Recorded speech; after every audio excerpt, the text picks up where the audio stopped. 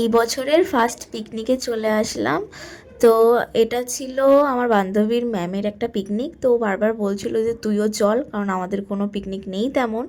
তো সকালবেলায় এসে দিয়ে দিল লুচি আলুর দম। লুচি আলুর দমটা আমরা খেতে খেতে প্রায় 12টাই বেজে গেছে। আমরা এসেছি 11:30টার সময়, 9:30 টাইম ছিল। তো তারপরে এসেই দেখি যে এই রকম ককটেল মকটেল আছে, তো আমরা একটা নিয়ে নিয়েছিলাম। কিন্তু সত্যি বলতে আমার একদম ভালো লাগেনি। একটা ফ্লেভার ছিল যেটা আমার খুব ভালো লেগেছিলো, সেটা আই থিঙ্ক আম পান্না। তো কিন্তু এখানটায় একটা করেই দিয়েছে। তো তারপরেই আমরা ফটো তোলার জন্য এই সুন্দর একটা জায়গায় চলে এসেছিলাম। আর আজকে আমাকে কেমন লাগে তোমরা অবশ্যই কমেন্ট করে জানিও। তো এই জায়গাটা এতটাই ভালো ফটো এসছে আর এত সুন্দর, সত্যি খুব ভালো জায়গা। আর আমরা এই যে সবাই মিলে খুব আনন্দ করেছি, নাচ গান করেছি, খেলাধুলো করেছি। আর তারপরে প্রায় 4:30 বেজে গেছে আমাদেরকে খেতে খেতে।